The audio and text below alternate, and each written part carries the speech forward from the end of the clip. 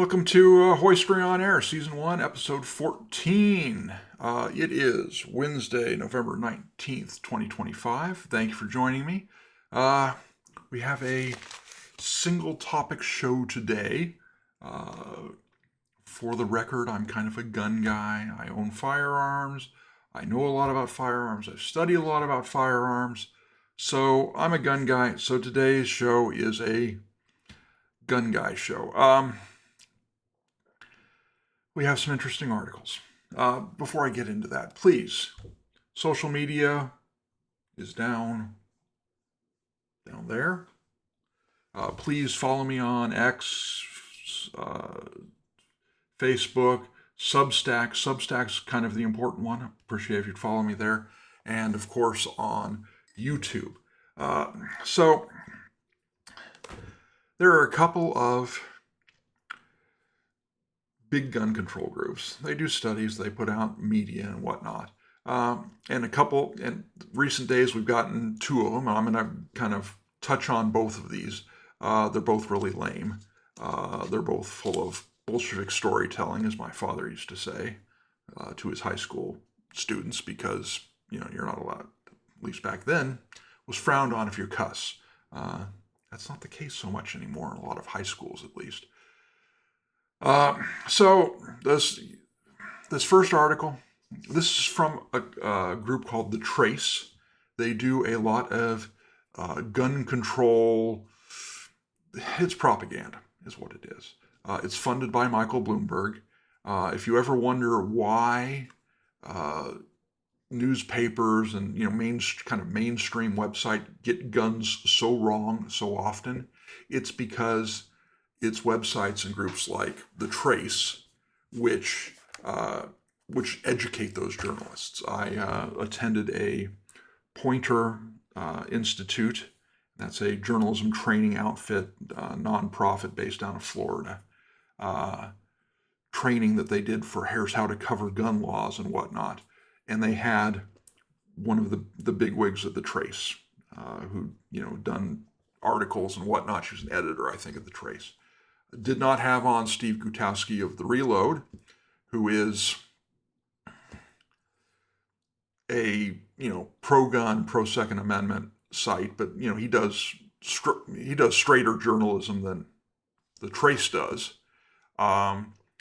They had on to instruct reporters, one of these law professors who's been on the losing side of every gun rights case in the past 20 years. Couldn't invite somebody who's been on the winning side. Maybe they've got a better take on it. So I didn't capture this. There's a line at the top of this story that says that this was done in cooperation with Mother Jones magazine. Mother Jones is the left-wing equivalent of National Review, only crazier left than National Review is on the right. And they're not happy with the new Justice Department Civil Rights Division because they found a civil right. Well, they didn't find it. It's always been a civil right they don't like. That is the right to keep and bear arms. At the Justice Department, civil rights now means gun rights. Well, it's because they haven't been doing gun rights ever. I won't say ever. At least not since the years just after the Civil War, when the Freedmen's Bureau tried to ensure that freed slaves had access to guns and had gun rights. Ever since then, civil rights generally hasn't meant gun rights, but it should. It should. This case that they're talking about here, the case which the Trump administration touted as the DOJ's first ever affirmative action lawsuit in support of gun owners, relies on a decade-old statute intended to help feds crack down on local law enforcement agency engaged in a pattern or practice of civil rights violations. In California, the pattern of practice that occurs most often in civil rights violations are on the Second Amendment. They're on firearms. The case that they're talking about here is the lawsuit that I believe the Second Amendment Foundation and the California Rifle and Pistol Association, which is the state-level NRA affiliate, filed against the County of LA Sheriff Department because after Bruin, every state became shall issue. You couldn't have these, oh, do you really need to have a firearm? Do you really need to be able to carry one? Do you really need it?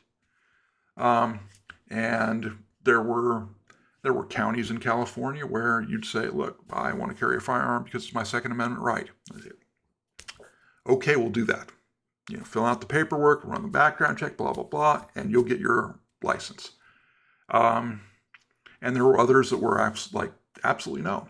San Francisco, I think, the county of San Francisco, I think, had issued 2 CCW licenses, and they were both to judges or something. I mean, it was ridiculous. And then there were a few counties in between where if you can come up with a good reason, like, oh, I'm always, I have to carry the days. I own a small business, and we get a lot of cash, and I have to carry it to the bank. Okay, maybe you can carry a gun. But the Bruin case, which was decided by the Supreme Court, said, nah, you can't. If they meet all the other requirements, you can't ask them, oh, do they have a good cause? Oh, are they a nice person? They still do some of that here in California. But LA Sheriff, they created their kind of, the state created a standard about what you've got to go through. There's places on the margins where a sheriff or a police chief can fudge it a little, where they've got some discretion, but mostly it's the state. And it's a question of resources. So the LA Sheriff's Department, it's like all of a sudden, hey, people in LA were like, hey, if I can carry a gun, I want to carry a gun. They went to go get a permit. And California, unlike other states, the permits are issued either by a county sheriff or the chief of police of the city you live in. Most other states, it's the state government that issues them, not here in California. So there was a rush because people in LA LA was one of those counties where, do you really need it? Do you really need it? There was a rush once it was, you've got to give it to me. And so the LA Sheriff's Department didn't have many people running it. So when people, if you waited 2 weeks after they started taking applications for real, they were scheduling appointments for you to be interviewed. They don't need to do that, but they want to. 2 years out. 2 years out before we'll consider giving you a permit to exercise an enumerated right. 2 years. Now it's down to about 1, which is still too long. And it's still too long because the thing is, in California's got a law. It says when you apply for a permit, the sheriff or the police chief has to either approve or deny it within 120 days. Not 2 years, not 1 year, not 6 months, 120 days. And the Trump administration is coming in, the Civil Rights Division is suing. Why? Because Rob Bonta, the Attorney General of California, this is one civil right that he is not interested in taking on local governments. Rob Bonta could be in on this lawsuit. He could be suing these sheriffs and these cities to follow the law, which is 120 days. State law. He's not interested. He's fine with them taking as much time as he wants because he doesn't like this right. So the Civil Rights Division has made a hard break with its one-time commitment to protecting the politically disempowered. I'm sorry, in California, in Hawaii, gun owners are the politically disempowered. There has not been one gun law in my lifetime that Democrats haven't proposed and hasn't passed either through the legislature or through a proposition. These never get turned down. We are the disempowered. Here we go. This is not the concealed carry lawsuit against the LA Sheriff's Department isn't frivolous. Thank you. Um, it's a well-resourced private lawsuit. It's not well-resourced. The gun rights groups do not have Bloomberg money. They do not have a billionaire backing the Second Amendment Foundation. I wish we did. I wish we could. Costas Moros, who's a Second Amendment Foundation lawyer, used to be with Michelle and Associates, which is kind of one and the same almost with the California Rifle Pistol Association. Points out that, look, the state government, these city governments, they have, compared to, these groups, Second Amendment rights groups, the state government have practically bottomless pockets. They have a ton of resources to defend these things. The Second Amendment Foundation, the NRA, ILA, the Firearms Policy Coalition, they're begging for money all the time. I ought to know. I get those emails all the time. And if they had bottomless, Costas Morris again pointed this out on Twitter. If the Second Amendment groups had bottomless funding, they'd bring a whole lot more lawsuits. The LA Sheriff's Department wouldn't be the only one getting sued like this. They'd sue. There's a bunch of other targets in the state of California. They can't afford to sue them all. They sue one in the hopes that that's going to put pressure on the others. Because, hey, we won here, you guys are going to lose, so cave. Proponents of the Second Amendment rights have an abundance of political power that has allowed them to not only protect but dramatically extend their rights, said Lopez, the former DOJ official now at Georgetown.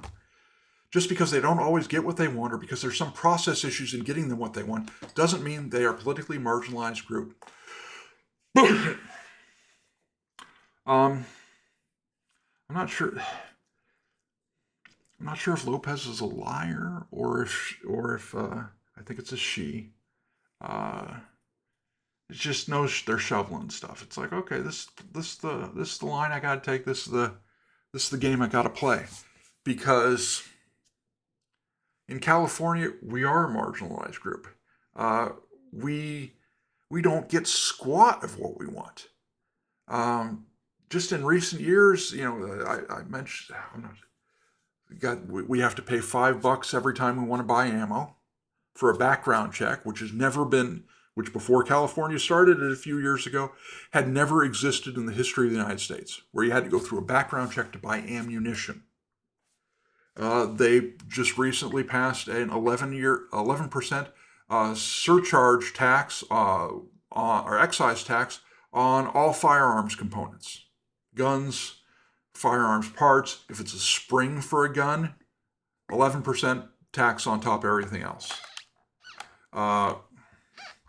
We don't get squat here in California. I'm sorry. As evidence, I give you Judge Van Dyke's dissent in Duncan v. Bonta. This was a standard capacity magazine ban case. Twice at the district court level, it was struck down. Said you can't limit magazines to 10. It's arbitrary. It's capricious. It's a violation of the rules in Bruin. And it was struck down before Bruin came down. After Bruin came down, they sent it back down. Same ruling, again referencing Bruin. 3-judge panel then said, yeah, that's right. Californians should have access to 30-round plus magazines. You can't do that. And then the Ninth Circuit en banc basically said, no, that's fine. It's fine. Judge Van Dyke, who I would hope is the next nominee to the Supreme Court, would be great. Oh, all the right people would be outraged. In his dissent on that ban, said, here are the facts. We are a monstrosity of a court exercising jurisdiction. This is the Ninth Circuit. Over 20% of the U.S. population, almost 1/5 of the states, including states pushing the most aggressive gun control restrictions in the nation. By my count, we've had at least 50 Second Amendment challenges since Heller, significantly more than any other circuit, all of which have ultimately been denied. In those few instances where a panel of our court has granted Second Amendment relief, we have without fail taken the case en banc to reverse that ruling. This is true regardless of the diverse regulations that have come before us, from storage restrictions to waiting periods to ammunition restrictions to concealed carry bans to open carry bans to magazine capacity prohibitions. The common thread is our court's ready willingness to bless any restriction related to guns. Respectfully, George Hurwitz claimed that our judge's personal views about the Second Amendment and guns have not affected our jurisprudence is simply not plausible. Res ipsa loquitur. That's the thing speaks for itself. That's the Latin for that. Yeah. Now, just this year, yay, we won one here in California. District Court struck down the law that California had that said you could only buy one gun every 30 days. It used to be, way back when, it used to be one handgun. Then they expanded to one gun of any kind. So, I mean, you used to be able to buy as many rifles as you wanted, as many shotguns as you wanted, but just one handgun a month. Then they expanded to cover any firearm. So it was one firearm a month. And there's no history of that. Got up to district court, said, forget it. You lose, state of California. Went up to a 3-judge panel. They said, he's right. You lose, state of California. And that's the only one they haven't taken en banc and reversed. Now, we'll see what happens because the state of California decided to take a different tack. Instead of, I'm not sure if they asked for the en banc and got denied or not, but the tack that the state of California has since taken is Democrats are working on a 3-gun-a-month law. You can buy no more than 3 guns in any month. They're playing this game. They want to see if there's a number they can get judges to bite on. Oh, well, that's good enough. Think about this. You can only buy 3 books a month. You can only read 3 magazines a month. That wouldn't stand. This one shouldn't stand. But the idea that gun owners here in California have power, someone's been smoking way too much of the legal marijuana. Lopez has written critically of the division across administrations. Says that this lawsuit is a dubious, this decision by the U.S. Department of Justice is a dubious use of limited resources. Really? Lopez fears that such moves could undermine the legitimacy of the division and broader federal government. I'm worried that once this administration is gone, the ability of the division to enforce civil rights protections will be forever compromised, Lopez said. And it will be viewed as what it is now, this cynical, entirely political division, which is actually pushing an anti-equity agenda. Equity, not equality, equity. I hate to break this to Lopez here, but I've felt that it's been a political a political cynically run division for the past, ever since at least the Obama administration. It all depends on your point of view, right? Costas Morris. If you think the DOJ suing over 2-year wait times is a dubious use of limited resources, it's because you think the Second Amendment should not be a constitutional right, and you want it ignored and eventually destroyed. There is no other reasonable explanation. Would they complain if a lawsuit was launched over voter registration taking 2 years? Of course not. Again, the only way to take the premise of this article seriously is if you think the Second Amendment is illegitimate. If it is as legitimate as any other right, then the DOJ launching a single Second Amendment lawsuit shouldn't be the least bit surprising. If anything, it's outrageous there wasn't one before this. And he's right. The division's focus, the lawyer knows, has shifted dramatically. Under Trump and Dillon, it has targeted universities that allowed peaceful student protests rather than standing up to landlords extorting sex from vulnerable women. Police department engaged in widespread use of excessive force, and the jailing of people who are unable to pay petty fines. Well, I oppose all of those things, but if you think the peaceful student protests were a thing, at universities post the Hamas attack on Israel. Again, too much marijuana. Because, sorry, that ain't a thing. Before Trump was reelected, there were more than 30 attorneys in the union enforcing the pattern or practice law. The lawyer said there are now 3. Okay. Yeah, there were too many of you in that department who were lefties. Let's put it bluntly, lefties. And if you don't get to prosecute who you want to prosecute politically, then you left. Okay, fine. It'd be nice if we could get some, Federalist Society type lawyers in there. You don't have much sympathy for me. In a private suit brought by gun groups against the LA sheriff, in which the parties reached a tentative settlement October 31st, 6 attorneys represented the plaintiffs. This is false, and they probably should have known this was false. Again, Costas Morris, this is a fundamental misunderstanding of how law firms work. If you think every attorney on the caption is running the day-to-day of the case, you're just ignorant. Usually one attorney is handling most of the work, with another one supervising and making sure no errors are made by the junior attorney. Yeah. We don't have that. The gun rights movement doesn't have that many attorneys to throw around, really. Timothy Zick. I'm not sure what I got to say about this guy. This guy is a liar and a hack and a horrible... I wouldn't trust this guy if he told me the sky was blue. Professor at William and Mary Law School, studied the rhetoric of the gun debate. He said, there are good reasons to doubt the Second Amendment has been relegated to second-class status as advocates maintain. In California, it certainly is. Most states now allow gun owners to carry in public without a permit. That's true. And constrain local firearms restrictions. That's true also. Many states have passed anti-discrimination laws to protect gun rights, and multiple jurisdictions nationwide have refused to enforce gun laws, declaring themselves Second Amendment sanctuaries. Yeah, California ain't one of those.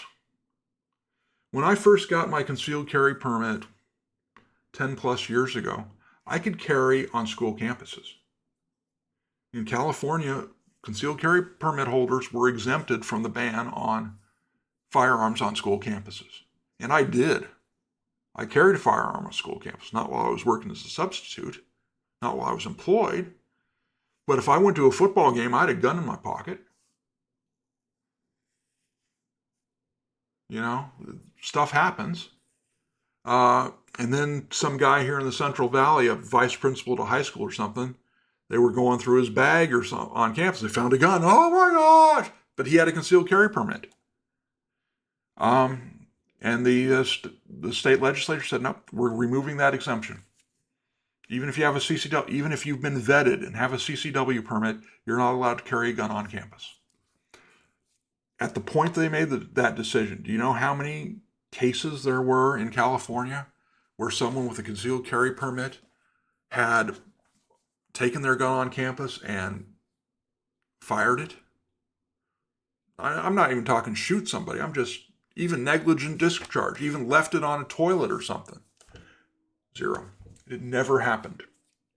It wasn't a problem until they dug through this one, I think, vice principal's bag and found a gun.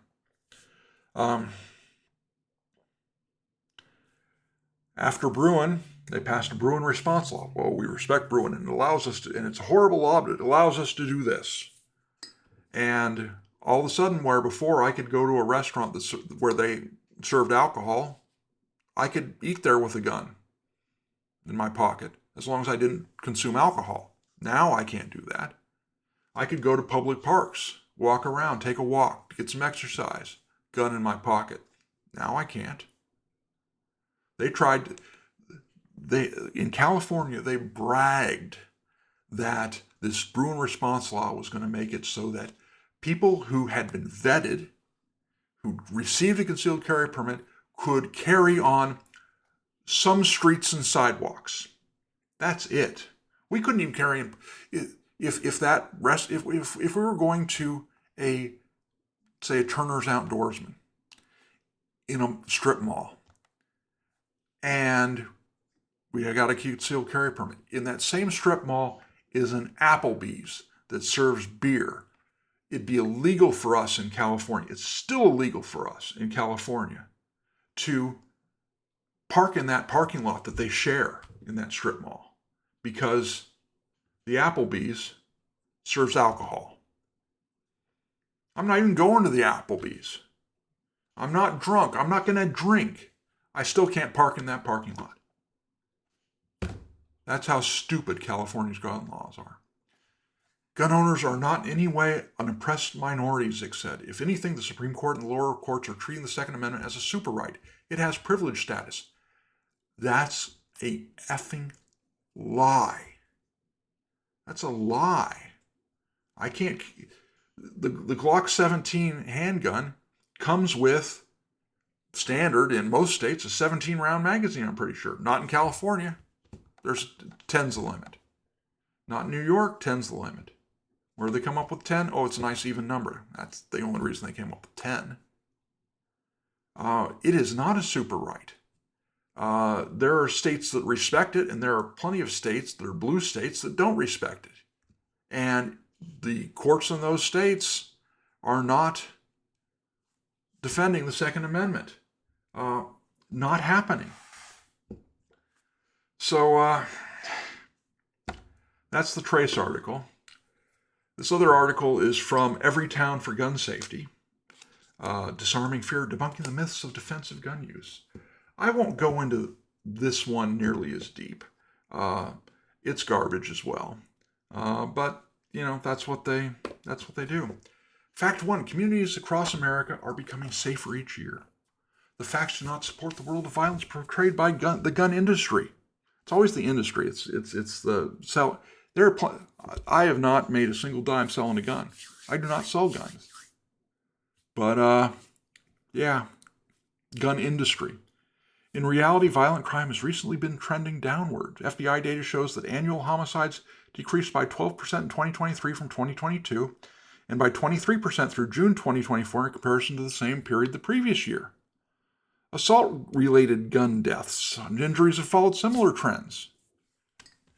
I am puzzled by this. And you know why I'm puzzled by this?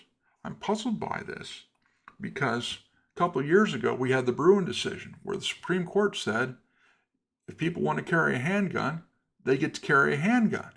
And I was assured by these same jerks that the Wild West was going to explode.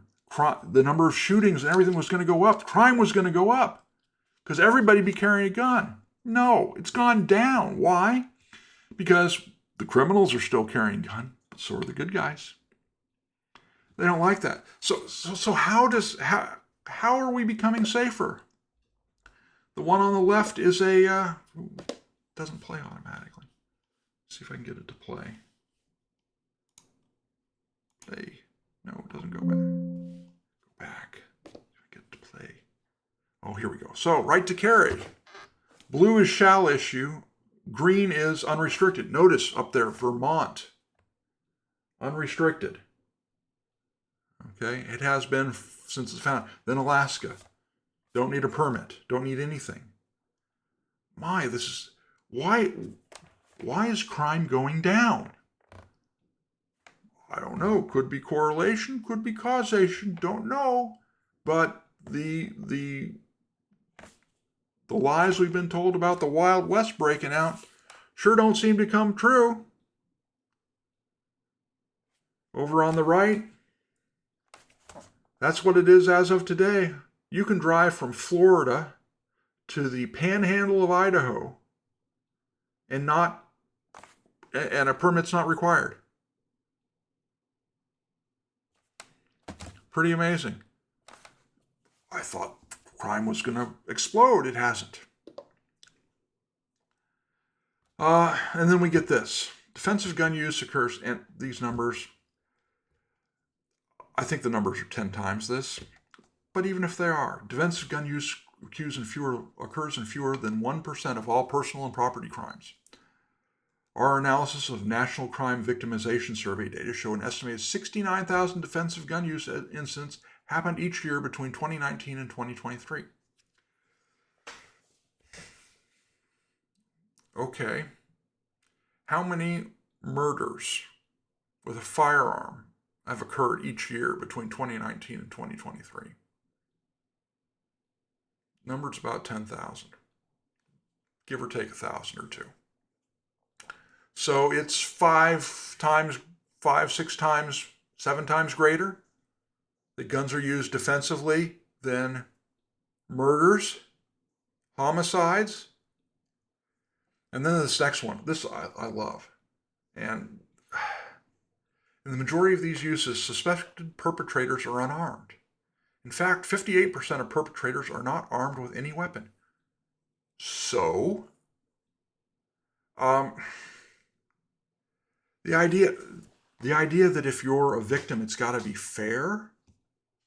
That's what they try and shovel over in the UK. It's like, oh, if someone comes into your home with a baseball bat, you can't pull a knife on them because one's a blunt instrument and the other one's they play these stupid games where you've got to have parity with the criminals. The San Luis Obispo Tribune, where for a year I was their conservative columnist, the editor of that paper is a lefty. He stopped doing his column when he became editor. He was like executive editor or something for many years. But then the editor left and he became editor and he stopped. But up to that point, he'd written a column. And he's a typical lefty. He doesn't think this. He thinks he wrote a column where he was proud of his. Apparently, they got a call from an NRA solicitor, someone soliciting funds for the NRA. How they got this guy's phone number, I've got no idea. But he recounted in a column how proud he was that his kid had said, well, the Second Amendment only applies to muskets, and slammed down the phone on him. It's like, you weren't talking to an NRA member. You were talking to someone they hired to call and ask for money. That person probably doesn't know, probably doesn't care, and if you've been telling your kid that, you're wrong, because that ain't the history. That ain't what it was about. But I think this was in the wake of the Ferguson shooting of Michael Brown, where Michael Brown, big boy, tried to take the gun away from a cop, and even the Obama Justice Department admitted, good shoot. But he was of the opinion, and he wrote this column. It was the dumbest thing I'd ever read with regard to guns, and that takes some doing. He made the case, or was making the case, that police should not fire until fired upon. They should not shoot their gun until they are fired upon. And I pointed out, well, congratulations, you've made sure that women can never be cops. Never. Because if it's a physical fight, women are going to lose 90, if it's the average guy, women are going to lose 90+% of the time. You're not going to have a 5'4", 130-pound cop, female cop. It's never going to happen because you're just asking for her to get killed. It's like, can't fire until fired upon. So I created a little thought experiment. I said, okay, 911 call comes in. A guy is absolutely going crazy. He's destroying stuff. He's stopping traffic. He's banging on cars. The guy is 6'5", 250 pounds, solid muscle, not an ounce of fat on him. And the first cop that rolls up is a woman. She is 5 feet 4 inches tall. She is 130 pounds. And he starts to charge towards her. She can't fire until fired upon. Does he have a weapon? In my thought experiment, he does not have a weapon. How can we tell he does not have a weapon? We can tell he does not have a weapon because he is completely naked. Okay? mental break, bad acid trip, I don't know, but he's raging. He's completely naked. He obviously doesn't have a gun, but cop is not allowed to fire until fired upon. And so Mr. 6'5", 250 pounds, sees the cop show up, and he goes after her, and he beats her to death. And then he takes her sidearm, and he reaches into her patrol car, and he grabs her shotgun too. So now we've got a dead cop, and we got a bigger problem. This is stupid. Shortly after this came up, I was discussing guns with Dave Congleton, who is the radio show host, 920 KVEC in San Luis Obispo, and I was on his show, and I brought this up. And he's like, really? I'm like, yeah, really. He wrote this. And he made this case. I had a cop call up and say, are you serious? I'm like, I can't make this stuff up. This is too stupid for me to make up. But that's what it is. This is your gun control lobby. Can't fire unless fired upon. You shouldn't use a gun if you're attacked by someone who doesn't have a weapon. You know, I'm getting older. I'm getting more fragile. When I was younger, maybe that'd be, maybe I have a fair shot if we're both unarmed. Women generally don't. Older people generally don't. If the perpetrator is a fan of UFC and has done, jujitsu and all that other sort of stuff, I'm at an even bigger disadvantage. Yeah, this is. I'm not sure what else to expect. Thanks for watching. Tell your friends, tell your enemies. Please follow me on all these social media platforms. Really use your help. The Substack's free. I'm posting stuff to Substack right now. Everything's free on Substack right now. Eventually, I hope that changes. I'm going to force it to change at some point, but I'd really love it. It's $5 a month. Less than a Starbucks fancy foo-foo coffee drink. Less than a Dutch Brothers fancy foo-foo coffee drink / lemonade / whatever the heck else they got there. Again, please watch, please follow, please share. Use your help. Thanks for joining me.